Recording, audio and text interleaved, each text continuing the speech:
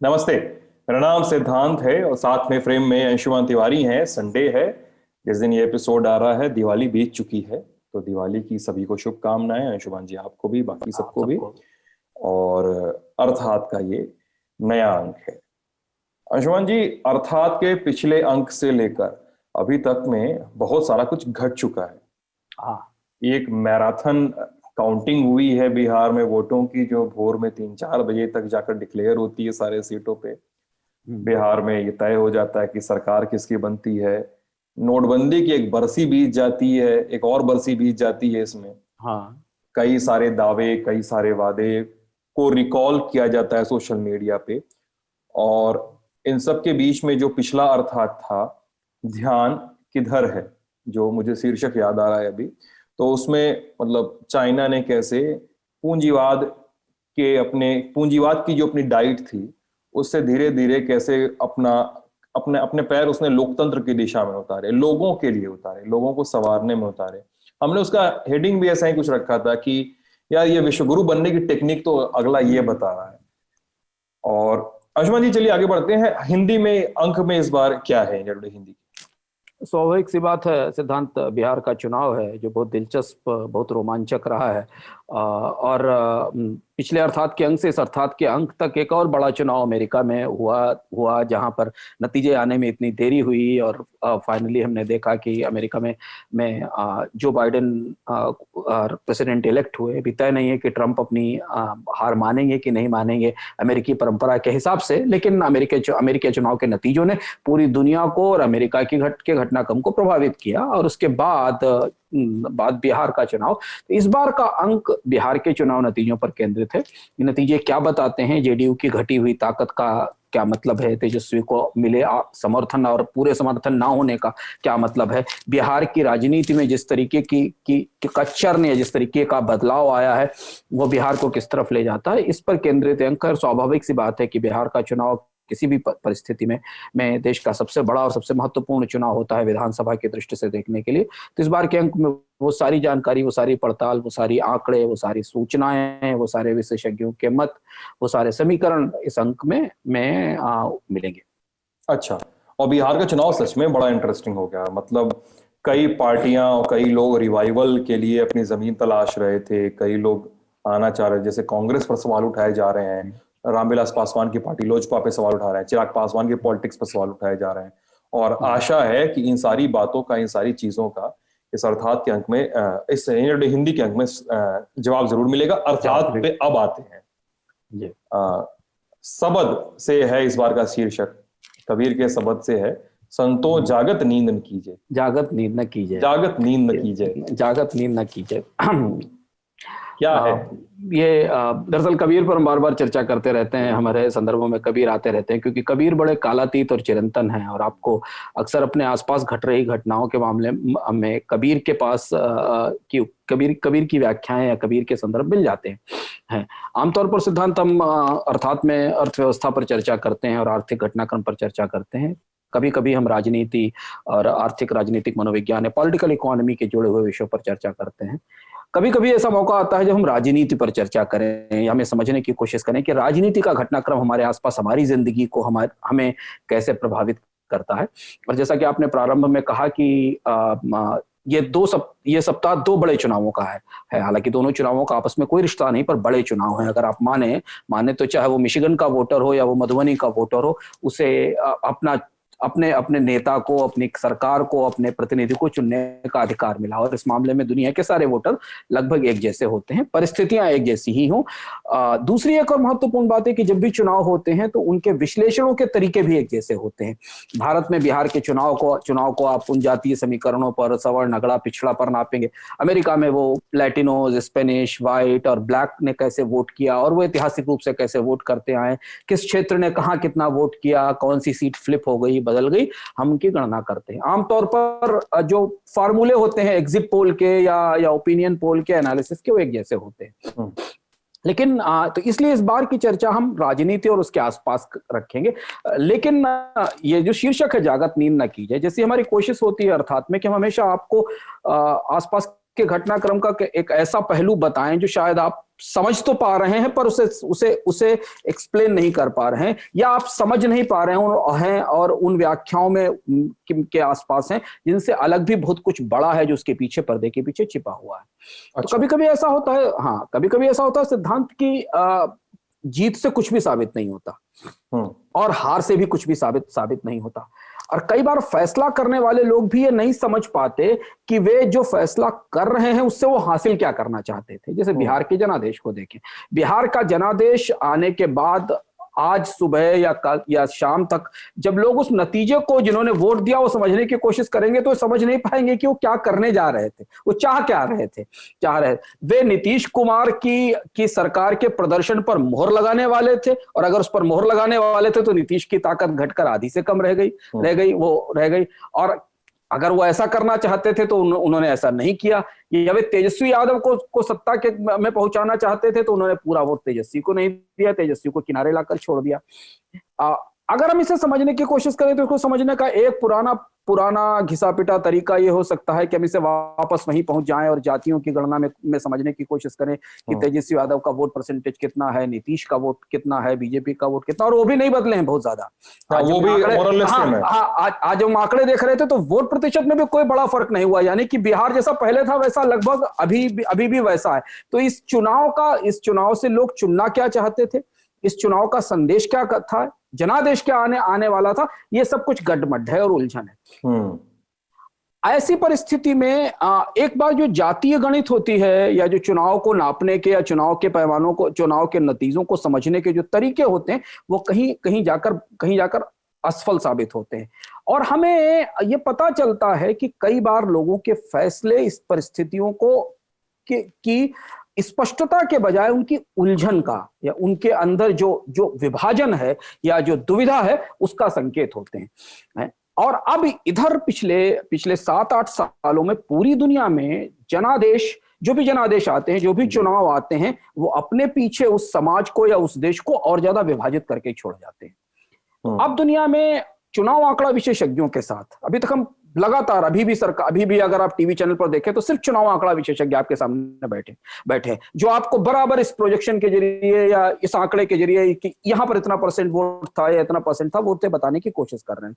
लेकिन पिछले 7-8-10 सालों में दुनिया में चुनाव नतीजों, वोटरों की चॉइस, उनके फैसलों को समझने का एक नया विज्ञान विकसित हुआ है। और अब वहां पर मनोवैज्ञानिक और राजनीतिक, खासतौर से राजनीतिक मनोविज्ञान के लोग भीतर आए हैं, और वे इस चुनावी आंकड़े से कि हिस्पैनिक्स ने किसको वोट दिया और इससे पहले वो किसको वोट देते थे, लैटिनोज ने किसको वोट दिया और इससे पहले वो किसको वोट देते थे, बिहार में यादवों ने किसको वोट दिया या पिछड़ों ने किसको वोट दिया, इससे अलग वो समझने की कोशिश करते हैं कि वोटर का मनोविज्ञान क्या है, मत देने वाले का मनोविज्ञान क्या है, मन कैसा, वो क्या सोचता है और वो क्या हासिल करना चाहता है। और ये प्रक्रिया इसलिए शुरू हुई है क्योंकि अब धीमे धीमे कुछ चीजें बहुत स्थायी तौर पर हमारे बीच में स्थापित हो चुकी हैं, चाहे वो भारत हो या वो अमेरिका हो या वो पोलैंड हो या वो टर्की हो या वो पाकिस्तान हो। समाज राजनीतिक रूप से बहुत तीखे तौर पर विभाजित है, बहुत ज्यादा तीखे तौर पर विभाजित है। और कोई भी जनादेश आने के बाद उस राज्य को या उस देश को एकजुट नहीं करता, बल्कि उसे और ज्यादा विभाजित करके छोड़ जाता है। जैसे कि जो बाइडेन की जीत के बाद किसी को इस बात की उम्मीद नहीं कि ट्रंपिज्म खत्म हो जाएगा, किसी को उम्मीद नहीं है कि अमेरिका में सब कुछ सामान्य हो जाएगा। बाइडेन की जीत के बाद अमेरिकी समाज में विभाजन, राजनीतिक खींचतान, राजनीतिक प्रतिरोध और ज्यादा बढ़ेंगे। बाइडेन कितना भी कोशिश कहें कि वो यूनाइटेड स्टेट के प्रेसिडेंट के तौर पर काम करना चाहते हैं, पर जो पीछे बटा हुआ समाज, अमेरिकी समाज है, जो इस चुनाव में दिखाई दिया, इस चुनाव की प्रतिक्रिया के तौर पर दिखाई दिया, इस चुनाव की हार को या इसके फैसले को न स्वीकार करने के तौर पर दिखाई दिया, वो कहीं जाने वाला नहीं है। बिहार के नतीजों के बाद भी ऐसा बिल्कुल नहीं होने वाला है कि इस चुनाव के बाद सब कुछ खत्म हो गया और पूरा बिहार एक नए सिरे से एकजुट हो जाएगा और आगे बढ़ने लगेगा, ऐसा भी होने वाला नहीं। आप बिहार में जमीन पर मौजूद रहे हैं और आपने बिहार में ये देखा है। हाँ, मतलब लोगों ने बिहार सरकार के जो मंत्री थे पिछली सरकार में, उन मंत्रियों को चुनाव हरा दिया, उन मंत्रियों को वोट आउट कर दिया, लेकिन उन्होंने रेजिम वही चुना, उन्होंने चुना उन्हीं को। आप अमेरिका के संदर्भ में भी देखिए, जो बाइडेन की जीत पर जो सोशल मीडिया पे एकदम तल्ख और टिप्पणियां हो रही हैं, मीम्स जो आ रहे हैं। एक मीम तो मुझे याद आ रहा है कि एक मीम, एक फोटो है, उसमें ट्रंप जा रहे हैं और जो बाइडेन आ रहे हैं, तो उसमें अगला एक वोटर जो है वो खुश होता है, so that means I am now free. तो जो बाइडेन की तरफ से उस मीम में कहा जा रहा है, no you are just under a new management. ये जो आप ये जिस मीम का आप जिक्र कर रहे हैं, या जो बिहार के जनादेश की व्याख्या कर रहे हैं कि वहां सरकार वही पर उसके सारे मंत्री हार जाते हैं, वहां जो सत्तारूढ़ दल है उसकी शक्ति आधी घटकर रह जाती है। ये इस तरफ इशारा करता है कि एक खास किस्म का राजनीतिक विभाजन और एक विभाजित और दुविधा से ग्रस्त मतदाता हमारे सामने आया है, वोटर हमारे सामने आया है, जो खुद ये तय नहीं कर पा रहा है कि उसे चुनना क्या है और वो हासिल क्या करना चाहता है। और ये जो राजनीतिक विभाजन है सिद्धांत, जिस पर अब दुनिया में काफी गहरी चिंता है, खासतौर पर ब्रेक्जिट के बाद, डोनाल्ड ट्रंप के कार्यकाल के बाद, और हाल में हुए चुनावों के बाद, और दुनिया के कई देशों में चुनावों के बाद, मनोवैज्ञानिक या राजनीतिक विशेषज्ञ समझने की कोशिश कर रहे हैं कि ये जो राजनीतिक विभाजन है समाज के भीतर, जो इतना गहरा हो चुका है, ये किस तरह से लोकतंत्र की संस्थाओं के लिए खतरा बनने वाला है। लोकतंत्र की संस्थाएं राजनीतिक विभाजन से परे मानी जाती हैं, इसीलिए लोकतंत्र की हम कल्पना करते हैं कि राजनीति में पीछे कोई भी मतभेद होते रहें, पर जब संस्था आ जाएगी, जब सरकार आ जाएगी, जब सुप्रीम कोर्ट होगा, जब सरकार का विभाग होगा, जब आपका ट्रैफिक डिपार्टमेंट होगा, जब सरकार की स्कीमें होंगी, तो उन पर राजनीतिक आग्रह हावी नहीं होंगे। वो लोकतांत्रिक संस्थाएं पारदर्शिता और न्याय के साथ काम करेंगी। लेकिन पिछले कई अनुभवों में, कई सालों में ये पाया गया है कि ये जो राजनीतिक विभाजन है समाज का, जो खासतौर से चुनावों और चुनावों के आसपास सक्रिय होता है, वो उसके बाद जो देश या जो समाज या जो राज्य छोड़कर जाता है चुनाव, उससे लोकतांत्रिक संस्थाओं के भविष्य और उनके दायित्व बहुत पर खतरा होता है।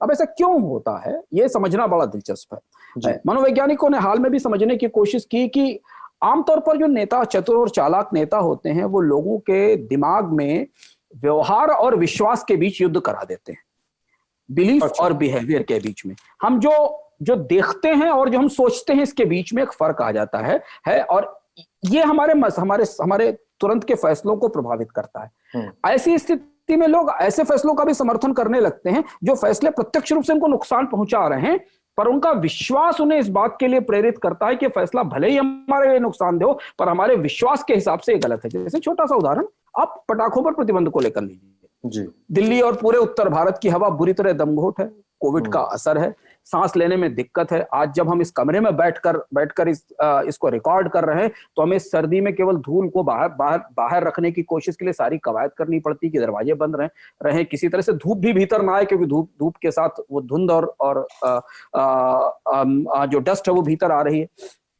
ऐसी परिस्थिति में सबको पता है, इसके लिए कोई आपको चेस्ट एक्सपर्ट या पल्मोनोलॉजिस्ट होने की जरूरत नहीं कि ऐसी परिस्थिति, ऐसे धुंध में यदि आप पटाखे चलाएंगे या पटाखों का इस्तेमाल करेंगे, तो उससे लोगों को और दिक्कत होगी, लोगों के लिए और समस्या होगी, और खासतौर पर इस समय जबकि कोविड है, उसके बढ़ने का खतरा है। लेकिन जैसे ही पटाखों पर प्रतिबंध लगाने की बात होती है, लोग अपने एग्रेसिव हो जाते हैं, लोग उसका विरोध करते हैं। उन्हें पता है कि ये पटाखा चलाने से उनका ही बुरा हाल होने वाला है। उनके घर में कोई बुजुर्ग माँ पिता होंगे या बच्चे होंगे, तो उनके लिए ज्यादा समस्या आने वाली, पर उनको लगता है, क्योंकि उनका व्यवहार रूप से वो इसे गलत मानते हैं, पर उनका विश्वास उन्हें इसे एक समुदाय विशेष से जुड़े हुए फैसले के तौर पर देखने को बाध्य करता है। और यही वो चतुर खेल है, यही वो प्ले है, जहां पर हम, चाहे वो अमेरिका के चुनाव के बाद लोगों की प्रतिक्रिया देखें, या बिहार के चुनाव के वोटरों का जो विभाजित किस्म का जनादेश है, जिसमें वो नेता रखते हैं, मंत्री हरा देते हैं, जिस तरीके का जनादेश देते हैं, ये उस विश्वास और व्यवहार के बीच की लड़ाई है जो हमें हमारे सोचने समझने की व्यवस्थाओं को प्रभावित कर रही है बहुत बड़े पैमाने पर। दुनिया के जो निष्पक्ष चिंतक हैं, जो कभी इस तरफ या उस तरफ नहीं खड़े होते, बीच में खड़े होते, वो इस बात से परेशान है कि लोकतांत्रिक संस्थाओं को और सरकारों को इस भयानक विभाजित माहौल में ईमानदार और भरोसेमंद कैसे रखा जाए, क्योंकि विभाजन इतना गहरा है कि वो आम व्यक्ति की मनोदशा में, उसके मूड में, उसके मानसिकता में भी बैठ चुका है। तो जो व्यक्ति आज वोटर के तौर पर या किसी राजनीतिक दल के समर्थक के तौर पर वोट देने गया है, वो कल किसी कुर्सी पर बैठकर किसी को कोई सुविधा या अधिकार देने का काम भी करता है। करता है, वो कहीं किसी बैंक में अधिकारी है, वो किसी सरकारी कार्यालय का कर्मचारी है, वो कहीं जस्टिस देता है, वो कहीं सिक्योरिटी देता है, वो कहीं चिकित्सा देता है, वो कहीं कोई सेवा देता है, कहीं वो दुकान चलाता है।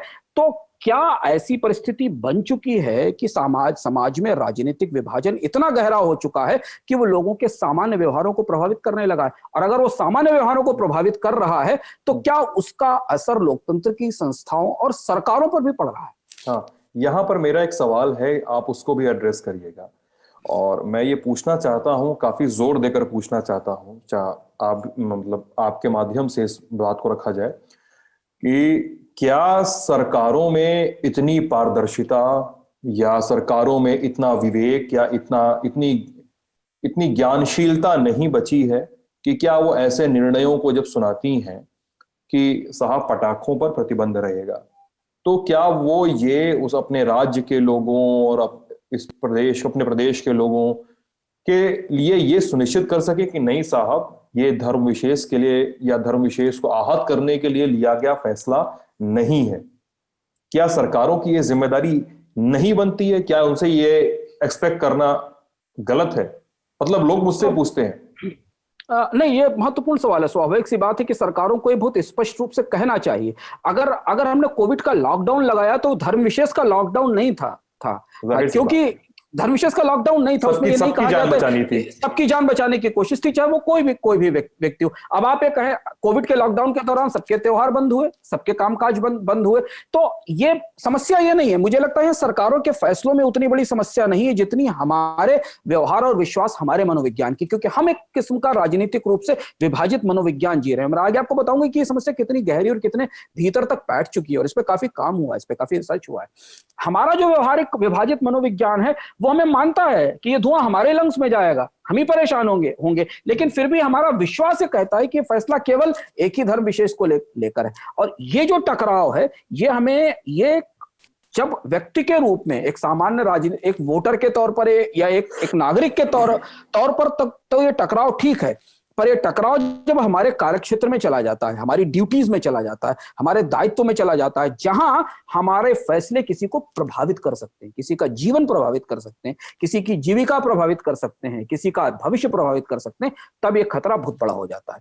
सरकार पर लोग तीन ही वजह से विश्वास करते हैं। मिशिगन यूनिवर्सिटी ने 1960 के बाद पहली बार ऐसा हुआ जब बिल्कुल नए पैमानों के तहत जानने की कोशिश की सिद्धांत कि लोग सरकारों पर विश्वास क्यों करते हैं या सरकारों पर विश्वास क्यों गवाते हैं। दोनों परिस्थितियों में उन्होंने जानने की कोशिश की कि कोई सरकार कैसे विश्वसनीय होती है, कोई सरकार विश्वास कैसे गवाती है।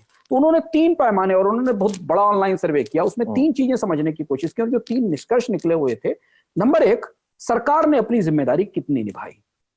यानी सरकार जिस काम के लिए बनी, सरकार इसके लिए नहीं बनी है कि वो राजनीतिक विचारधारा को पोषित या पल्लवित करके आपके दिमाग में रखे। वो जिस जिम्मेदारी के लिए बनी है उसने अपनी जिम्मेदारी कैसे निभाई। क्यों? कि उसकी वजह यह है कि सरकारें एक किस्म की सेवा हैं, एक किस्म की सर्विस हैं जिनकी गुणवत्ता और जवाबदेही सुनिश्चित होती है। हम सरकार को चुनते हैं, उसे स्वयं पर शासन का अधिकार देते हैं, अपना टैक्स और अपनी बचत उसके हाथ में देते हैं और उसके बदले हम उससे कुछ सेवाएं, कुछ गुणवत्ता एक्सपेक्ट करते हैं। यही वो गिव एंड टेक है जो लोकतंत्र में किसी को अपने पर शासन करने की छूट देता है। नहीं तो हम इतने चुने हुए 50 लोगों को या 100 लोगों को और अपने पर शासन करने की छूट इसलिए देते हैं क्योंकि हम उनसे कुछ एक्सपेक्ट करते हैं।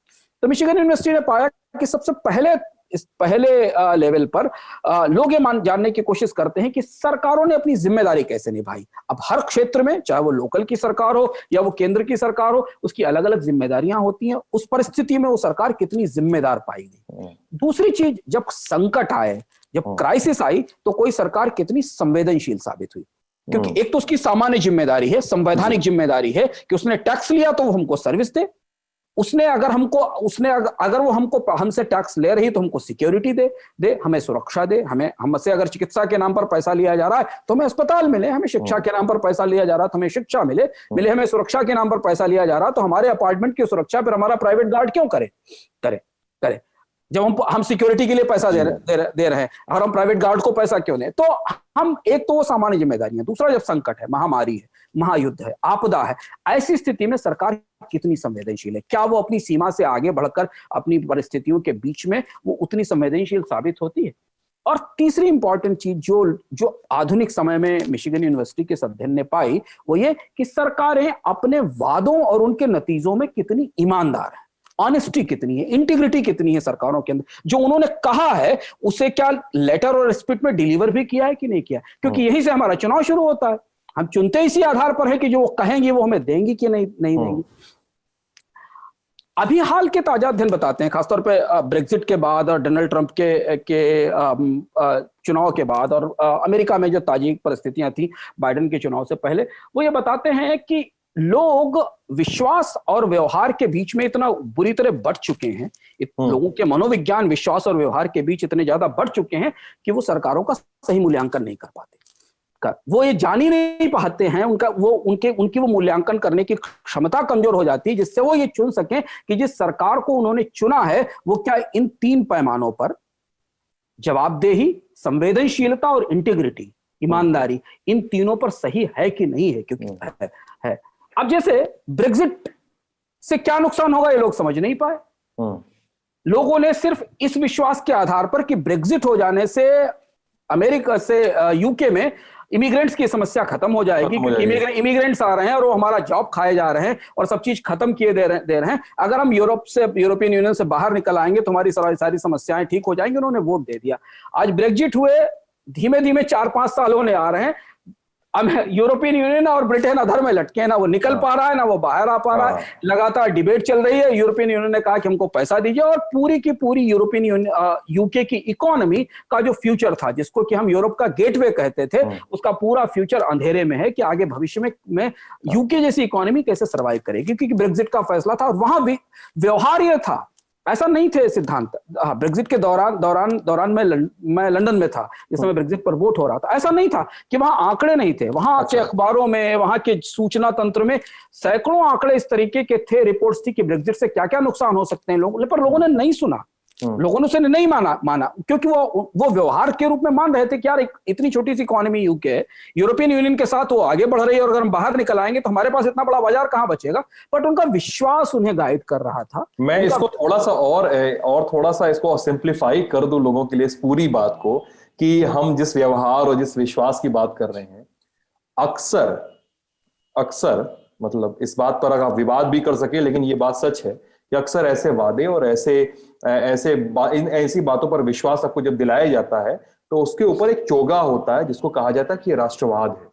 अक्सर ऐसी बातें होती हैं। मतलब मुझे ब्रेक्जिट के समय भी याद आ रहा है और नोटबंदी के समय और तमाम चीजों के बाद भी ये याद आता है कि आप देश के विकास के लिए ऐसा करते हैं, देश के लिए ऐसा करते हैं। अंशुमान जी, वो तो आप जैसे जो आप कह रहे हैं वो राष्ट्रवाद और नोटबंदी का जिक्र भी इसके बाद आपने अच्छा संकेत दिया, मैं उस पर भी चर्चा करने वाला था। जब ब्रेक्जिट के दौरान लोगों को विश्वास ये दिलाया गया, लोगों को ये नहीं बताया गया कि ब्रेक्जिट से होने वाले नुकसान क्या है। उनके विश्वास में ये भर दिया गया कि इमिग्रेंट्स आएंगे और वो आपकी नौकरियां लिए जा रहे हैं, इसलिए आप ब्रिटेन को बाहर निकलने का वोट दे दीजिए।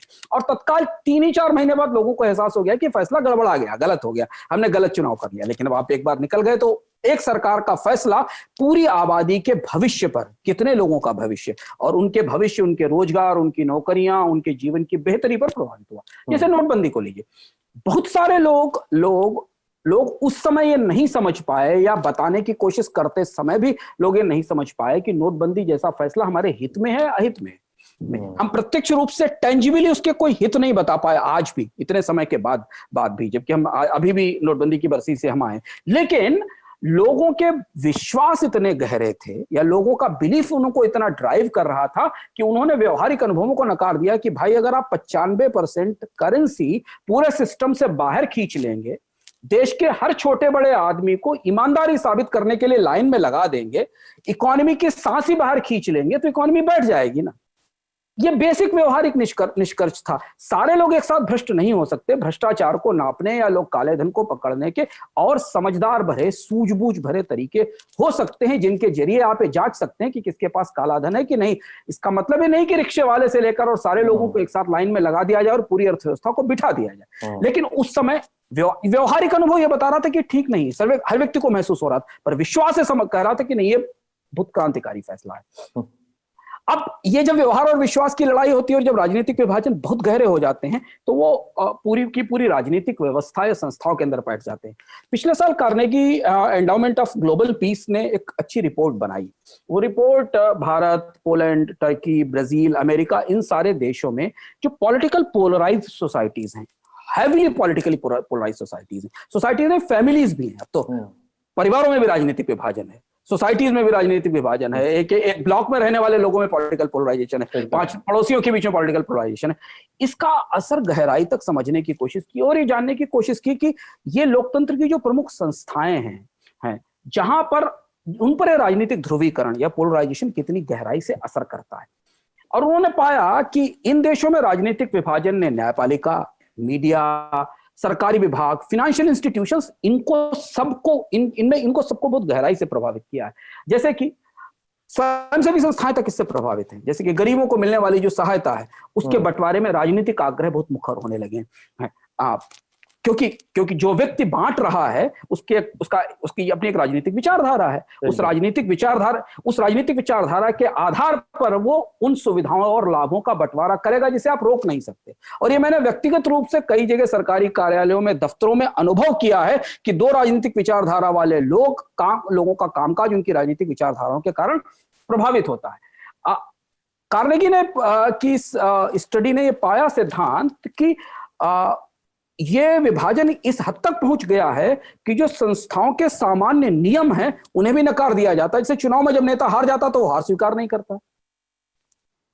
ट्रंप को देख लीजिए, एकदम ट्रंप को देख लीजिए। अभी बिहार के सारे रिसेंट एग्जांपल, बिहार के तमाम नेताओं को देख लीजिए कि एक डेमोक्रेटिक सिस्टम जो सामने है, क्योंकि हमें मानते हैं कि जो भी हमारे अगेंस्ट है वो पॉलिटिकली मोटिवेटेड है, वो साजिश है, वो हमें हटाने की साजिश। तो ये जो गहरा मनोवैज्ञानिक विभाजन है, टर्की में सोसाइटी इतनी डिवाइड हो चुकी है, कार्नेगी की रिसर्च कहती है कि 10 में से 8 लोग ऐसे परिवारों में अपनी बच्ची की शादी नहीं करना चाहते जो उनकी विरोधी पॉलिटिकल पार्टी को सपोर्ट करता है। और ऐसे लोगों से कारोबार नहीं करना चाहते जो उनके राजनीतिक विचारधारा के माफिक नहीं है। भारत में भी ये दिन ज्यादा दूर नहीं दिख रहा। पॉलिटिकल रेसिज्म है पूरा ये तो। हाँ, तो ये बात कर रही कि अपने अध्ययन में है। अब ऐसा जब इस तरीके का एक जो विभाजित समाज हमारे सामने आता, राजनीतिक रूप से इतना विभाजित समाज सामने आता, तो आप कैसे कल्पना कर सकते हैं कि कोई व्यक्ति अगर एक एक्स राजनीतिक विचारधारा से प्रभावी है और वो एक बैंक का क्लर्क है या बैंक का अधिकारी है, तो क्या वो उसकी राजनीतिक विचारधारा उसके कामकाज को प्रभावित नहीं करेगी? और अगर कर रही होगी तो हम जान कैसे पाएंगे? हमारे पास नापने का उसका कोई तरीका नहीं। जो जर्मन पोएट है गेटे, उनका एक महाकाव्य है, हाँ गेटे, जिसको गोएथे भी कहते हैं, गोएथे भी बोलते हैं। तो उन्होंने एक ऐसे मिथकीय वैज्ञानिक की कल्पना की है जिसका नाम फाउस्ट है। बहुत पॉपुलर नाम है दार्शनिक चिंतन में और मनोविज्ञान में। फाउस्ट की कल्पना की है। वो फाउस्ट जो है वो दुनिया में मनुष्यों की जो दुविधा है उसका सबसे ताकतवर मिथकीय चरित्र है। कहा जाता है कि फाउस्ट एक वैज्ञानिक था और उस वैज्ञानिक ने अपनी आत्मा लूसीफर को सौंप दी थी। जो लूसीफर जो शैतान है उसको अपनी आत्मा सौंप दी थी, और उसके और शैतान के बीच में एक समझौता हुआ था जिसको कि हम फाउस्टियन पैक्ट कहते हैं या फाउस्टियन अरेंजमेंट कहते हैं, जिसके तहत उसने उसकी सोचने समझने की शक्ति को और उसके विवेक का अपहरण कर लिया था। और फिर फाउस्ट ऐसे व्यक्ति में बदल गया था जिसको समझ में नहीं आता था कि वो करना क्या चाहता है, हासिल क्या होना चाहता है, कहता वो कुछ था, नतीजा कोई दूसरी चीज निकलती थी। तो अगर आप ये फाउस्ट का विराट जो मिथक है, जो दुविधा में घिरे अपने विभाजित विवेक और विभाजित मनोविज्ञान वाले व्यक्ति को देखें तो वो परिस्थिति दुनिया के बहुत सारे राजनीतिक रूप से विभाजित समाजों में दिखाई देती है। और इसीलिए ये जो खंडित फैसले या सरकारों के कामकाज को समझ ना पाना या सही फैसले ना कर पाना, इस तरीके की चुनौतियां आती हैं। जो ताजा रिसर्च है वो हमें बताते हैं कि राजनीतिक विभाजन को अगर सत्ता का साथ मिल जाए तो बहुत तेजी से फैलता है एकदम। अगर हमेशा पॉलिटिकल, चाहे वो भारत में आपको दिख सकता है, आपको बंगाल और महाराष्ट्र और उत्तर प्रदेश और अलग अलग राज्यों में दिखाई दे सकता है कि सत्ता का साथ मिलने पर पॉलिटिकल पोलराइजेशन और राजनीतिक ध्रुवीकरण बहुत तेजी से फैलता है, क्योंकि इसमें लाभों का एक सूक्ष्म लेन देन शामिल होता है। क्योंकि आप सत्ता के साथ है और सत्ता एक राजनीतिक विचारधारा को ध्रुवीकृत करना चाहती है, तो उसके साथ खड़े लोगों को उसका लाभ मिलता है, जो उसकी मदद करते हैं। फिर भी ये राजनीतिक विभाजन बहुत कठिन है, महत्वपूर्ण बात समझना है, बहुत कठिन है इसको भरना, और ये घाव बहुत गहरे हैं, ये हील नहीं होते आसानी से। लेकिन दिलचस्प बात और महत्वपूर्ण बात है, जहां से हमको उम्मीद जगती है सिद्धार्थ, कि दुनिया के बहुत सारे देशों ने इसका समाधान ढूंढने की कोशिश की है। अच्छा। ये प्रयास शुरू किया है कि ये जो पॉलिटिकली पोलराइज्ड सोसाइटी है, बनी रहे पॉलिटिकली पोलराइज्ड सोसाइटी। आपकी राजनीतिक विचारधारा आपके पड़ोसी से अलग हो सकती, पर वो हमारी संस्थाओं में ना घुस जाए, हमारे फैसलों में ना आ जाए, हमारे न्याय, हमारी सर्विसेज की डिलीवरी, हमारे टैक्स सिस्टम, इनमें ना आ जाए। इसे रोकने की कोशिश कैसे की जाए, इसके प्रयास शुरू हुए। केन्या ने 2010 में एक नया संविधान बनाया। अच्छा। और उस नए संविधान में यह प्रावधान किया कि निचली सरकारों की, जो नीचे की सरकारें हैं, उनको ज्यादा ताकत दी जाएगी, क्योंकि राजनीतिक ध्रुवीकरण केंद्र की सरकार के लिए ऊपर तक नहीं जाएगा। जब केंद्र की ऊपर आने के लिए, क्योंकि केंद्र में सरकार हो, तो इसके लिए बहुत बहुत गहरा राजनीतिक ध्रुवीकरण होता, हर उपाय किया जाता लोगों को लड़ाने का, बांट देने का। तो अगर केंद्र के पास ताकत ही कम रहेगी तो ये लड़ाई नहीं, ये ध्रुवीकरण ऊपर नहीं होगा, नीचे के स्तर पर ताकत दी जाए। केन्या ने इसका प्रयोग किया। कितना सफल हुआ सर वो प्रयोग? वो चल रहा है, कुछ हद तक सफल हुआ, नीचे के धीरे धीरे, क्योंकि अब वो प्रोसेस में आना शुरू होता है। अमेरिका में एक राज्य है मेन, जिसका नाम अभी हमने चुनाव में सुना है। उन्होंने 2016 में एक नई वोटिंग प्रणाली अपनाई, दिलचस्प प्रणाली है, जिसमें उन्होंने इनवेरिएबली, अनिवार्य रूप से ये विकल्प दिया कि नकारात्मक प्रचार रोकने के लिए और जो पोलराइज्ड पॉलिटिकल डिबेट्स हैं उनको रोकने के लिए एक सेंट्रिस्ट कैंडिडेट भी लाया जाए, और लोगों को ये विकल्प दिया जाए कि एक मध्यमार्गीय व्यक्ति भी होगा जिसको आप वोट दे सकते हो, ताकि जो राइवल फैक्शंस हैं, जो पॉलिटिकल पोलराइजेशन एक दूसरे के बीच में जो सोसाइटी को बांटे दे रहा है, बैलेंस कर सके, उसको रोक सके। इसलिए एक मध्यमार्गीय व्यक्ति भी होना चाहिए चुनाव लड़ने के लिए, जो रिपब्लिकन और डेमोक्रेट के बीच में खड़ा हो, और अगर लोग चाहें तो उसे चुन सके। पता नहीं क्या व्यावहारिक रूप से उतना इफेक्टिव है ये? अभी शुरू हुआ है, इसके नतीजे चुनाव बीतने के बाद ही समझ में आएगा कि कितना इसका असर हुआ, लोगों ने इसको माना कितना। क्योंकि आप विकल्प ही दे सकते हैं लोकतंत्र में, आप फोर्स तो नहीं कर सकते, क्योंकि रिपब्लिक और डेमोक्रेट दो ध्रुव तो हैं ही, उन ध्रुवों को तो आप इनकार नहीं कर सकते राजनीति में, और हमेशा राजनीति में ध्रुव होते हैं। पर ध्रुवीकरण का ये जो नया दौर है ना, ये वो ध्रुवीकरण का दौर चुनाव के मैदानों से बहुत दूर तक फैल चुका है, बहुत गहराई तक, मनोविज्ञान तक, सब जगह फैल चुका है। कई जगह राष्ट्रपतियों ने, कई जगह जो सत्ता में आए हुए नए सत्ताधीश हैं, उन्होंने इन्हें सुधारने की कोशिश की। इक्वाडोर के राष्ट्रपति लेनिन मोरेनो की चर्चा बार बार सुनने को मिलती है, आप अगर पढ़ेंगे गूगल पे तो पता चलेगा। उन्होंने अपने पूर्ववर्ती राष्ट्रपति के तमाम ऐसे फैसले जो पोलराइज्ड करते थे सोसाइटी को, जो सोसाइटी में विभाजन लाते थे या ध्रुवीकरण करते थे, उन्हें रोक के किस्म से अपने लोकतंत्र की मरम्मत करने की कोशिश की है, कि जो दरारें थी उनको भरने के लिए उन फैसलों को वापस लेने की कोशिश की, जहां से विभाजन शुरू होता था या बिखराव हो या टकराव होता था, और एक कोहेसिव, एक सामंजस्यपूर्ण लोकतंत्र बनाने की कोशिश की। आप गौर से देखें भारत में, बिहार, हम वापस भारत लौटते हैं, अगर आप गौर से देखें भारत में तो इस समय जीएसटी और कृषि कानून दो ऐसे उदाहरण हैं जहां हमें ये पूरा चरम टकराव दिखाई देता है। सरकार कृषि का कानून लेकर आई, कहते हैं कि केंद्र सरकार ने राज्यों से सलाह नहीं ली या बात नहीं की। पहली बार ऐसा हुआ कि केंद्र सरकार के कानून के अगेंस्ट राज्य सरकारों ने कानून पास कर दिया अपनी विधानसभाओं में।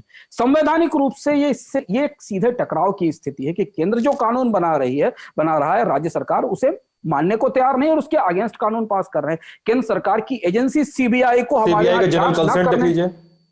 जनरल कंसेंट रोक रहे। अब ये विभाजन अगर आप दूर से देखें तो ये सुर्खियों में हमें आश्चर्यचकित नहीं करता, हमें लगता है कि तो राजनीतिक सुर्खी, पर ये विभाजन कितनी गहराई तक उतरा हुआ है कि जो इस राजनीतिक विचारधारा या उस राजनीतिक विचारधारा से जुड़े हुए लोग हैं, वे किसानों के बारे में फैसला कर रहे होंगे या अपराध के बारे में फैसला कर रहे होंगे, तो वे उस राजनीतिक विचारधारा से जुड़कर फैसला करेंगे या वो संविधान की निष्ठा या कानून के हिसाब से फैसला करेंगे। तो इसीलिए लोकतंत्र में संवाद, सहमति, सर्वानुमति, ये सारी प्रक्रियाएं क्यों स्थापित की गई कि केंद्र सरकार अगर कोई फैसला ले तो सारे राज्यों से बात करे, उन पर वोट कराए, उससे चर्चा करे ताकि सहमति हो। तो हम बिहार के चुनाव के फैसले से ठीक पहले हम उस स्थिति में पहुंच चुके हैं जहां आधे ज्यादा राज्य सरकार के फैसलों से सहमत नहीं है, उन्हें ओपन विरोध कर रहे हैं, सरकार के खिलाफ आंदोलनों को समर्थन दे रहे हैं और यहां तक कि अपनी विधानसभाओं में केंद्र सरकार के फैसलों के खिलाफ विधेयक पारित कर रहे हैं, कानून बना रहे हैं। जीएसटी काउंसिल में इस लड़ाई को हमने बहुत खुल के सामने देखा है। बिहार चुनाव के बाद ये बंटवारा, ये टकराव भारत में और ज्यादा बढ़ेगा, बिल्कुल स्वाभाविक सी बात है। आपको दिखाई देगा कि टकराव और ज्यादा बढ़ेगा। दिक्कत यह है सिद्धांत कि इस समय भारत गहरी मंदी में है और बेकारी में है, जो जिसे न केंद्र सरकार इनकार कर सकती है न राज्य सरकार इनकार कर सकती है। ऐसी परिस्थिति में हमें पहले से कहीं गहरी राजनीतिक सर्वानुमति चाहिए, राजनीतिक सहमति चाहिए। हमें ऐसे फैसले चाहिए जो फैसले पूरे देश में रोजगारों को रिपेयर करने में, गई हुई नौकरियों को वापस लाने में, नई नौकरियों को शुरू करने में, मंदी से निकलने में मदद कर सके। लेकिन अगर केंद्र सरकार एक फैसला लेगी कि किसान सब जगह अपनी फसल बेच सकता है, पंजाब कहे वो तो हरियाणा वाला हमारे बेच ही नहीं सकता और पंजाब वाला हरियाणा में नहीं बेच सकता। मान लीजिए एक सरकार कहे कि हम रोजगार के लिए कानून बनाना चाहते हैं, दूसरी सरकार कह दे कि नहीं हम तो प्राइवेट सेक्टर में रिजर्वेशन देंगे साहब, हम तो आपके यहाँ के लोगों को नौकरी नहीं देंगे। तो हम इस टकराव में फंसकर ऐसी जगह खड़े हैं जहां हमें अपने भारत के ताजा इतिहास की 25-30 साल की सबसे भयानक मंदी से बाहर निकलना है। राजनीतिक रूप से बहुत गहरी सहमति की जरूरत है। अब यहाँ पर ये जो राजनीतिक टकराव है, ये आपके आसपास उन सारी संस्थाओं में बैठता दिखाई दे रहा है, उसे हम अपनी खुली आंखों से महसूस सभी राज्य की संस्थाओं में है। न्याय देने वाली संस्थाएं राजनीतिक रूप से विभाजित हैं, पारदर्शिता के स्तर पर जुडिशरी है। भ्रष्टाचार में यदि आप एक्स सरकार के भ्रष्टाचार पर सवाल उठाएं तो सबसे पहले आपके राजनीतिक कुलगोत्र को देखने की कोशिश होती है कि आप भ्रष्टाचार है, पर आपने उसके तरह सवाल उठाया तो राजनीतिक चश्मे से देखा जाता। तो पारदर्शिता है। तो जो बुनियादी दायित्व है सरकारों के, संस्थाओं के बुनियादी दायित्व है कि उनमें न्याय विभाजित ना हो, पारदर्शिता सबके लिए हो, समानता सबके लिए हो, संवेदनशील सरकारें हो। ये सारे दायित्व तो इस राजनीतिक टकराव से और ज्यादा प्रभावित होने वाले हैं। होगा इससे क्या अंततः होगा ये कि इस तरीके की परिस्थिति में सरकारों से मोहभंग बढ़ता जाता है, व्यवस्था से, संस्था से मोहभंग बढ़ता जाता है। लोग निराश होने लगते हैं कि अब से बिहार में लोग निराश हैं कि बिहार में लोग ऐसी टिप्पणियां करते हैं कि साहब कोई भी सरकार बने क्या फायदा, हम वोट दे देंगे, कल पीछे से कोई उनको हटा के दूसरा बैठ जाएगा कि हमने वोट किसको दिया होगा, सरकार में कोई दूसरा आ जाएगा। बिहार में लोग लगी है जदयू की सीटें कमाने के बाद ये बात होने भी लगी।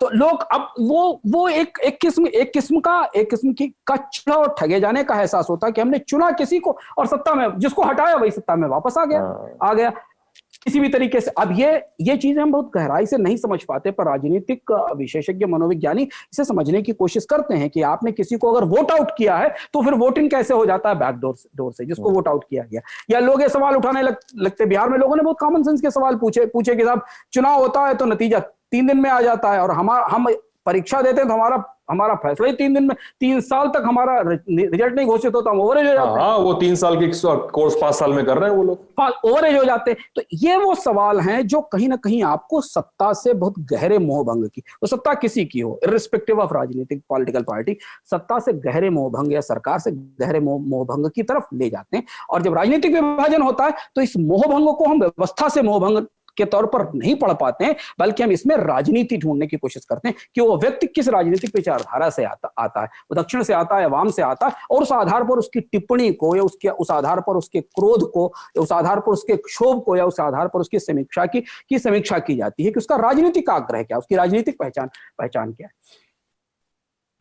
जटिल परिस्थिति है, मतलब हम इसे कहीं किसी उपाय पर नहीं ले जा सकते। और अब जितना दुनिया में अध्ययन है, रिसर्च है, वो समझ नहीं पा रहे हैं कि इस विभाजन की खाई को कैसे भरा जाए, क्योंकि आप उम्मीद उन्हीं से कर सकते हैं जिन्होंने आग लगाई है, लेकिन वो धीरे धीरे रिफॉर्म के तरीके ही अपना सकते हैं जो 20 साल 25 साल बाद दिखेंगे। हाँ, मतलब आप उनसे उम्मीद कर सकते हैं कि वो ये विभाजन रोक दे, पर वो विभाजन रोक देंगे तो जो आग उन्होंने लगाई है, जैसे आग की रोशनी चमक रहे हैं, उससे कैसे बुझा देंगे। तो फिर तो राजनीति का जो इस तरीके की राजनीति हम इस समय देख रहे हैं, उसका फंडामेंटल है, उसका बुनियादी स्वरूप ही बदल जाएगा।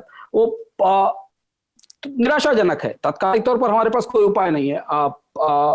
शायद हो सकता हम खुद बदलें, हम सवाल ज्यादा पूछें, हम अपने राजनीतिक आग्रहों या विचारधाराओं को पीछे हटाकर कम से कम सरकारों का मूल्यांकन ईमानदारी से शुरू करें। प्लेटो की बात याद आती है मुझे। कुछ लोग ऐसे होते हैं जो 2-2 2,500 साल पहले भी ऐसी बातें लिख जाते हैं जो हमेशा प्रासंगिक रहती। प्लेटो ने बहुत अच्छी बात लिखी, जहां से अपनी बात इसमें यह लास्ट बात है कि प्लेटो ने कहा था कि अगर हम अपने सरकार के कामकाज से बेफिक्र हैं, अगर हम बेफिक्र हैं, हम इस बात बेफिक्र हैं सरकारें कैसे काम कर रही है या हमारी सरकार कैसे काम कर रही है या वो अपने दायित्व अपनी जिम्मेदारियां कायदे से नहीं निभा रही है, तो ये ध्यान रखिए कि नासमझ लोग हमेशा हम पर शासन करते रहेंगे। नासमझ लोग हमेशा हम पर शासन करते रहेंगे। तो इसलिए यहाँ जहां हम खड़े हैं वहां वही कबीर की बात आती है कि हम लोकतंत्र हैं, जगे हुए लोकतंत्र हैं, हमारे पास सारे अधिकार हैं, मताधिकार भी हैं, सब तरीके के अधिकार, लेकिन फिर भी कुछ सोए से हैं। तो कबीर ने कहा था ना कि संतों जागत नींद ना कीजिए, तो हाँ, तो ये उस विभाजन को रोकने की कोशिश करने की जरूरत है, नहीं तो हम एक खतरनाक भविष्य की तरफ देख रहे हैं जहां फैसले पूरी तरह से जो सत्ता में या जिस राजनीतिक दल की सत्ता होगी, फैसले लगभग संस्थाएं उन्हीं दिशा में लेने लगेंगी और इसमें बहुत ज्यादा नुकसान उन लोगों का होगा जो गैर राजनीतिक, अराजनीतिक है। और बहुत बड़ी आबादी, इसका कोई राजनीतिक मकसद ही नहीं है, कोई महत्वाकांक्षा नहीं है, कोई राजनीतिक पहचान ही नहीं, वो इस पूरी व्यवस्था में सबसे पीछे रह जाएगी। यानी आप लोग केवल जो चुनाव के समय एग्रेसिवनेस देखते हैं हम लोग, अंशुमान जी, चुनाव के समय, पोलिंग के समय, चुनाव के पहले की तैयारियों के समय जो एग्रेसिवनेस देखते हैं, वो 5 साल तक वो एग्रेसिवनेस नहीं दिखती है। वो एगरनेस जिन प्रतिनिधियों से 5 साल सवाल पूछने की नहीं दिखती है जो दिखनी चाहिए, जो जवाबदेही तय करने की एग्रेसिवनेस है। हाँ, और वो ये जरूरी है क्योंकि हम चुनाव के समय उनसे सवाल कम ही लोग पूछते हैं जब बहुत ज्यादा उपेक्षा में होते हैं। हम ज्यादातर अपने फैसलों को या सरकार से उठे हुए सवालों को सबसे पहले एक प्रिज्म से गुजारना चाहते हैं कि वो प्रिज्म किस राजनीतिक दल का है। और हमने उन सवालों की पहचान में जो राजनीतिक कॉन्टेक्स्ट डाल दिया है, पॉलिटिकल कॉन्टेक्स्ट डाल दिया है, वो पॉलिटिकल कॉन्टेक्स्ट ही पॉलिटिशियंस को या सरकारों को करता है। यदि एक स्वतंत्र व्यक्ति पूछे कि साहब आपने हमको टैक्स लिया, हम हाउस टैक्स देते हैं, हम वाटर टैक्स देते हैं, लेकिन उसके बाद भी पानी का पैसा आप हमसे लेते हो और पानी की बोरिंग हमने घर में करवा रखी है, वहां से हम पानी पी रहे हैं और उस पर हमने आरओ भी लगवा रखा है। अगर ये सवाल आप पूछने जाइए एक स्वतंत्र सामान्य नागरिक के तौर पर, तो शायद उस सवाल को ये माना जाएगा कि आप एक राजनीतिक सवाल पूछ रहे हैं, क्योंकि आपने शायद इस पार्टी को वोट नहीं दिया या उस पार्टी की राजनीतिक विचारधारा से आप सहमत नहीं। बहुत बड़ी ये बहुत बड़ी समस्या है और ये समस्या क्रमशः जब बढ़ती चली जाती है तो वो जो जिद दिखती है, जो जिद हम देख रहे हैं, जो स्टबर्ननेस दिखती है कि लोग फैसले जिद में लेने लगते हैं कि नहीं ठीक है, गलत है सब कुछ, लेकिन नहीं हमारा फैसला यही होने वाला है। ये समस्या मंदी में, जबकि हमें सरकारें और संवेदनशील चाहिए, और ज्यादा जिम्मेदार, और ज्यादा जवाबदेह, और ज्यादा ट्रांसपेरेंट सरकारें चाहिए, तब हमें इस विभाजन को कैसे भरा जाए इस पर लोगों को सोचना पड़ेगा। हम 0 और 1 के बीच में फंस गए हैं, बाइनरी में। हाँ, बाइनरी में। या आप सवाल पूछेंगे तो साहब आप उधर के हैं, आप कंप्लाई करेंगे तो साहब आप इधर के। बहरहाल अंशुमान जी, सवाल हैं, एक लल्लन टॉप की टीम भी आपसे कुछ सवाल पूछ रही है और मैं भी जानना चाहता हूँ क्योंकि मैं बिहार में से ग्राउंड पर होकर आया हूँ।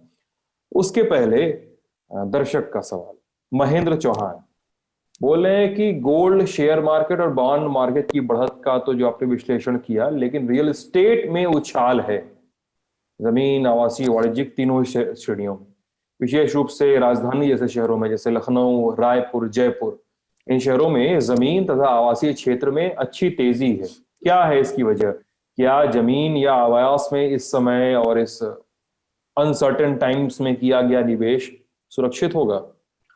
अभी हमारे पास बहुत स्थायी ट्रेंड नहीं है इसके कि रियल एस्टेट मार्केट में रियली ग्रोथ है क्योंकि एक तो अगर आप मकानों की दृष्टि से देखें तो बहुत बड़ी अनसोल्ड इन्वेंट्री है, बहुत बड़ी संख्या में बने प्रमुख बाजारों में, जिनको कि हम महानगरों के बाजार कहते हैं, दिल्ली, मुंबई और उसके और जिन शहरों का इसमें नाम लिया गया सवाल में, वहाँ एक अनसोल्ड इन्वेंट्री पड़ी हुई जो बिक नहीं रही है और तक वो बिकेगी तब तक डिमांड नहीं आएगी।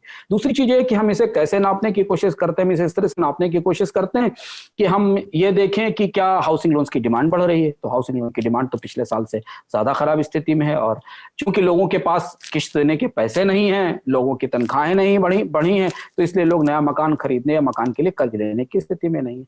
अब तीसरा पहलू है जमीनों की बिक्री का, का, जो कि कृषि की या कमर्शियल प्रॉपर्टी की बिक्री का है। हमारे पास अभी ऐसी बहुत ठोस ट्रेंड नहीं है जो बताए कि जमीन या अचल संपत्तियों की मांग तेजी से बढ़ने लगी है, क्योंकि इसे नापने का भी एक ही जरिया है कि क्या सरकारों के पास लैंड का रजिस्ट्रेशन बढ़ रहा है, क्या जमीन का पंजीकरण बढ़ रहा है, या उस तरह के सौदे बढ़ रहे हैं।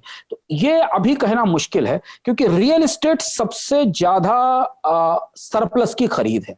क्योंकि रियल एस्टेट में जब आदमी कोई पैसा लगाता है तो वो लंबे समय के लिए लगाता, तुरंत बेचने के लिए नहीं लगाता। इसलिए रियल एस्टेट सबसे सिक्योर्ड प्ले होता है कि अगर आपने खरीदा 3-4 साल 5 साल हम इसको नहीं बेचेंगे। तो अभी जिन एसेट क्लास में हमें परिवर्तन या उतार चढ़ाव दिख रहा है, चाहे वो स्टॉक मार्केट हो, चाहे वो बॉन्ड हो या गोल्ड हो, उसका असर तात्कालिक घटनाक्रम से बहुत ज्यादा है। जैसे कि अमेरिका में चुनाव हुआ, बाइडेन की जीत को लेकर हुआ, या भारतीय अर्थव्यवस्था की जो भीतरी परिस्थितियां उनको लेकर है। तो अभी तात्कालिक तौर पर देखिए, जिसको मकान खरीदने की जरूरत है, जिसके पास छत नहीं और संसाधन है, वो तो कभी भी मकान खरीद सकता है। लेकिन अगर निवेश की दृष्टि से आप देखने की कोशिश करें, अगर देखें क्या रियल एस्टेट इन्वेस्टमेंट का एक ऑप्शन है। हाँ, अगर आप लंबे समय तक रुकना चाहते हैं तो कीमतें टूटी हुई खरीद सकते हैं, अगर आपके पास होल्ड करने की क्षमता है कुछ समय तक के लिए। लेकिन अगर आप ये चाहते हैं कि उसमें एप्रिसिएशन तुरंत आ जाएगा, तो अभी एप्रिसिएशन है, बढ़ोतरी आने की संभावना नहीं है, क्योंकि अभी रियल एस्टेट का मार्केट, जमीनों का भी, मकानों का भी और कमर्शियल एस्टेट का भी मार्केट अभी ओवर सप्लाइड है। यानी यहाँ बायर कम है और सेलर ज्यादा है। अंशुमन जी, बिहार चुनाव के नतीजे आ गए हैं, और एक जो चीज मैंने बार बार बिहार में रीड की थी, रेलेवेंट टॉप की जो 4 टीमें थी, और मैंने रीड किया था कि देखिए, बिहार में शराब पर बंदी है। किसी भी राज्य की कमाई का सबसे बड़ा जरिया होता है शराब। मतलब आप अगर लॉकडाउन से लीजिए, तो लॉकडाउन खुलता है तो मीडिया में तस्वीरें थी कि लोग शराब की दुकानों के बाहर लगे हुए थे लाइन लगाकर, और यूपी ने और तो कहा था कि हम साहब शराब का दाम ही नहीं बढ़ाएंगे। कई स्टेट से शराब का दाम बढ़ा के रेवेन्यू का सरप्लस जनरेट करने की कोशिश की थी। और पहाड़ों की कटाई बंद है बिहार के कैमूर रोहतास वाले इलाकों में, जो झारखंड से लगायत है वो जो इलाके, और अपने लगभग हर पिटीशन में या सुप्रीम कोर्ट में या हाई कोर्ट में जब भी जवाबदेही होती है, और आमतौर पे फ्रंट पे भी, रैलियों में भी, पीसी में भी, वो कहते हैं कि सरकार के पास रिसोर्सेज नहीं है, बिहार के पास पैसा नहीं है। किसी भी चीज की बात हो तो पैसा नहीं है। तो बिहार के लिए रेवेन्यू जनरेट करना इस समय सबसे बड़ी समस्या है। वो स्पेशल स्टेटस अभी तक नहीं मिल पाया है, हर जगह से, दोनों जगह से एकदम हार है उनको।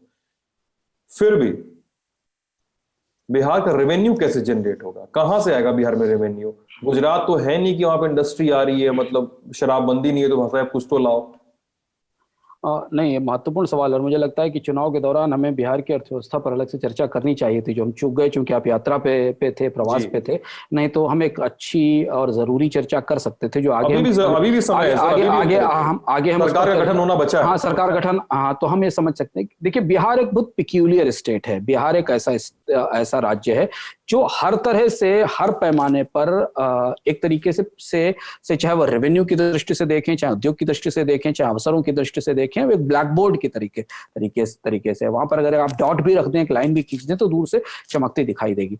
बिहार की समस्या ये है कि, और हम काफी करीब से बिहार के बजट को, बिहार की अर्थव्यवस्था को पिछले करीब 15-20 सालों से, 25 सालों से फॉलो कर रहे हैं, जिसमें आधे समय तक नीतीश कुमार मुख्यमंत्री रहे। बिहार की सबसे बड़ी समस्या है कि बिहार के आर्थिक प्रबंधन में अतिरिक्त रेवेन्यू जुटाने के कोई बड़े ठोस उपाय कभी नहीं किए गए, जिसको ARM कहते हैं।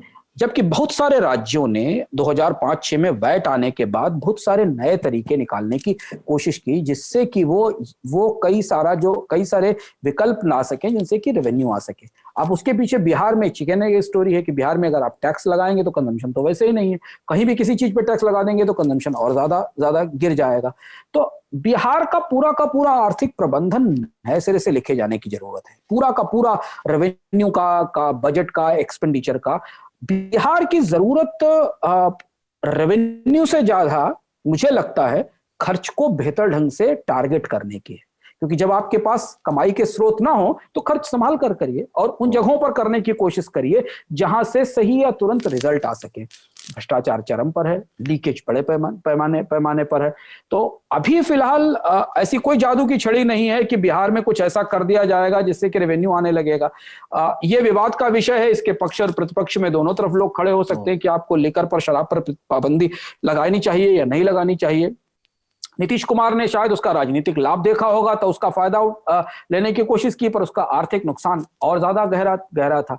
समस्या यह हुई कि भारत के ज्यादातर मुख्यमंत्री और कई हद तक केंद्र की सरकारें फैसले पहले लेती हैं राजनीतिक दबाव में, उनके आर्थिक असर बाद में समझने की कोशिश करती हैं। और ये हम आपको सीरीज उदाहरणों में बता सकते हैं, केंद्र सरकार के फैसलों में और राज्य सरकार के फैसलों में, कि वो फैसला पहले ले लिया गया, ये नहीं सोचा गया कि उसका फिनांसिंग कैसे होगी, उसका बाद में हमारे बजट पे इंपैक्ट क्या होगा, उसका प्रोजेक्शन क्या होगा, क्या ये हम जिनके वोट लेने के लिए इस फैसले को कर रहे हैं, उन्हीं की जिंदगी में, उन्हीं की कमाई में फैसला कितनी कमी करेगा। और फैसला जबकि वो इतना इम्प्रैक्टिकल है, लागू नहीं किया जा सका है। हाँ, स्वाभाविक सी बात है, क्योंकि व्यवहारिक रूप से बहुत सारे ऐसे प्रतिबंध के कोई भी फैसले, हमेशा इकोनॉमिक थ्योरी है कि जो भी चीज आप बैन करते हैं, प्रतिबंध करते हैं, वो कभी भी लागू नहीं हो सकती, क्योंकि प्रतिबंध हमेशा लोगों को तोड़ने के लिए, उसमें कहते हैं ना कि जो एक तरीके का रिस्ट्रिक्शन प्रीमियम आ जाता है। जैसे जिस चीज को आप प्रतिबंध कर देते हैं वो और महंगी हो जाती है, क्योंकि रिस्ट्रिक्शन का प्रीमियम आ जाता है।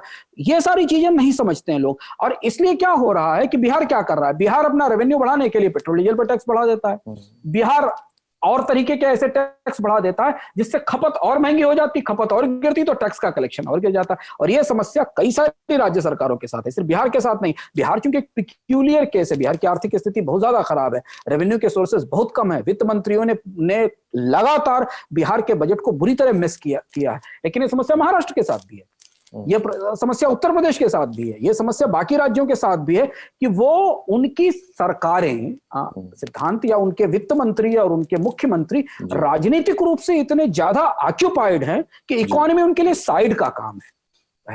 सिर्फ साल में एक बजट पेश कर देना, एक पॉलिसी बना देना उनके लिए काम है। और इसलिए आप देखते चले जाइए बजट दर बजट राज्य सरकारों के बजट और उनके बजट का प्रबंधन, उनके कर्ज का प्रबंधन, उनके कर्ज की लागत, उनके काम करने के तरीके, उनके ट्रेजरी के संचालन टूटते चले जा रहे हैं।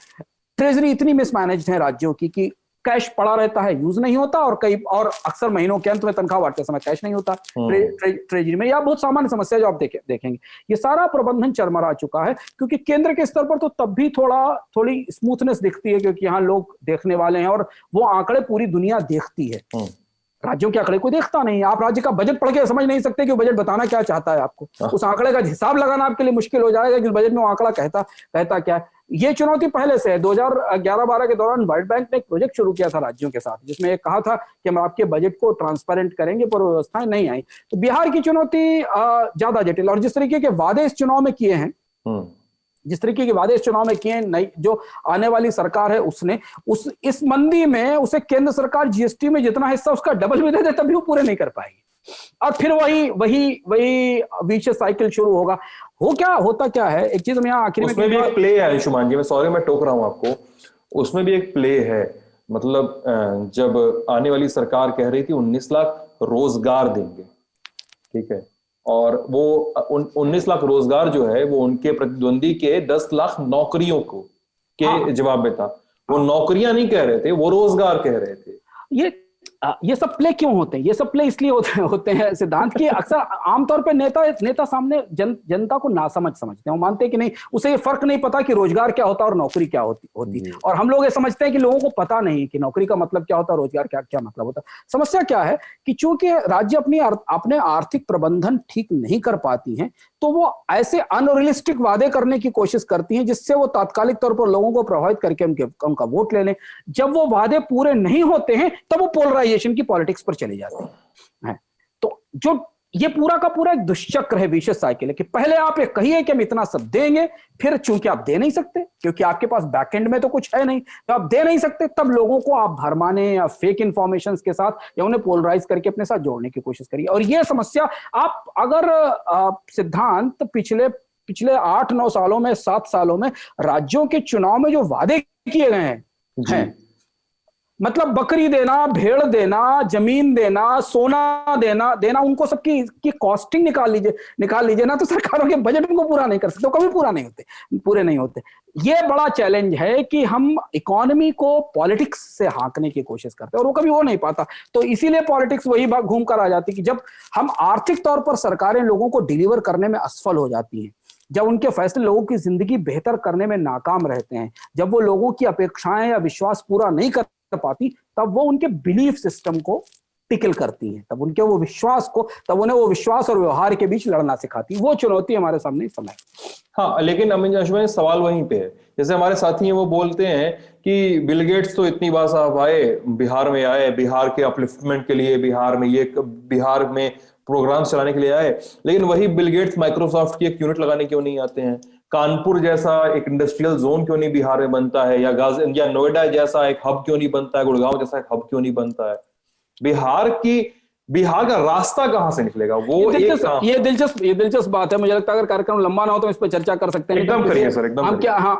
हम किसी दिन इस पर अलग से भी चर्चा कर सकते हैं। देखिए, एक चीज इसमें बहुत महत्वपूर्ण ध्यान देने वाली है। ये भारत में सिर्फ आप पिछले 6 साल में देख लीजिए, कितने वाइब्रेंट झारखंड, कितने वाइब्रेंट उत्तर प्रदेश, कितने वाइब्रेंट गुजरात, कितने वाइब्रेंट तमिलनाडु, कितना वाइब्रेंट बिहार हुआ। जितना इन्वेस्टमेंट उसमें कमिट किया गया सिद्धांत, अगर उसको आप जगह जोड़ लीजिए तो इंडिया में जीडीपी के रेशियो में प्राइवेट इन्वेस्टमेंट 5 गुना ज्यादा हो जाएगा, जितना हमने पिछले 25 साल में हासिल किया है। ऐसा नहीं होता है कि जिस इन्वेस्टमेंट के कमिटमेंट हम देखते हैं, उसकी वजह यह है कि कोई भी इन्वेस्टर सिर्फ इसलिए पैसा लगाने नहीं आएगा कि वो आपके राज्य से प्यार करता है या आपका चेहरा। जब भी निवेशक पैसा लगाता है, इंडस्ट्री पैसा लगाता है, उसे डिमांड चाहिए, उसे रिटर्न चाहिए। क्योंकि अगर वो 10% या 12% पे या 8% का कर्ज लेकर आपके यहाँ इन्वेस्टमेंट कर रहा है, तो उसे 15% का रिटर्न भी चाहिए। और इसलिए जो निवेश मेले लगाए जाते हैं या जो बड़े बड़े आयोजन किए जाते हैं, जिसमें आपको देश के वो 25-30 उद्योगपति हर मेले में दिखाई देते हैं, क्या अडानी, अंबानी या गिने चुने 20 उद्योगपति हर राज्य में यूनिट लगा सकते हैं? पर वो राज्य के मेले में दिखते हैं।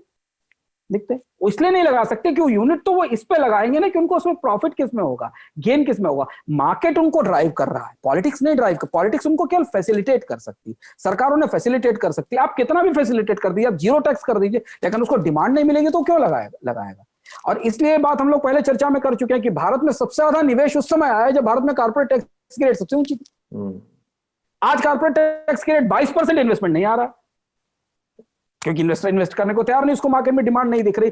तो ये कहना, बिल गेट्स चैरिटी के तौर पर आकर बिहार में कोई कार्य कर सकते हैं, पर बिल गेट्स कोई इन्वेस्टमेंट तब करेंगे जब उन्हें ये दिखाई देगा कि अगले 10 साल 15 साल उनके उस इन्वेस्टमेंट से निकलने वाले प्रोडक्ट या सर्विस की डिमांड भारत में मौजूद है, मांग मौजूद है, उसको खपत करने वाले, उसे खरीदने वाले, उसका इस्तेमाल करने वाले लोग मौजूद हैं। और वो इस्तेमाल करने वाले लोग तो वही होंगे जिनकी जेब में पैसा होगा, जिनके पास एम्प्लॉयमेंट होगा।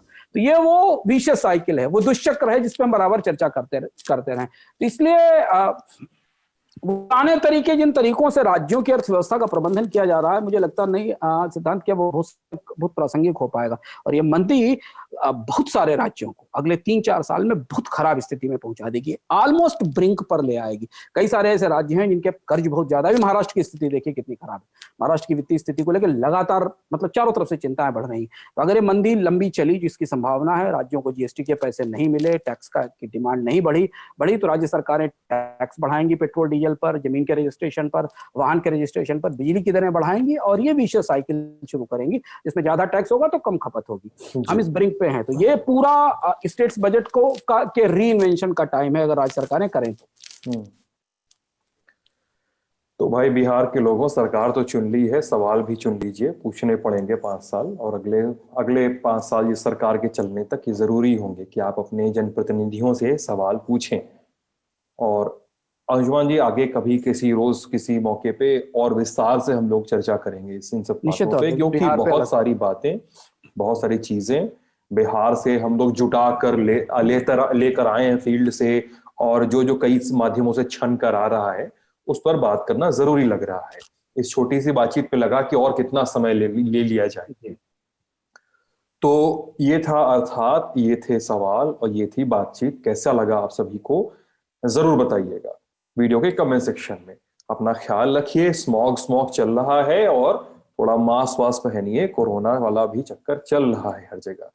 मैं हूं, अंशुमान जी हैं, और ये आपका लल्लन टॉक है। बहुत बहुत शुक्रिया आप सब लोग का। धन्यवाद।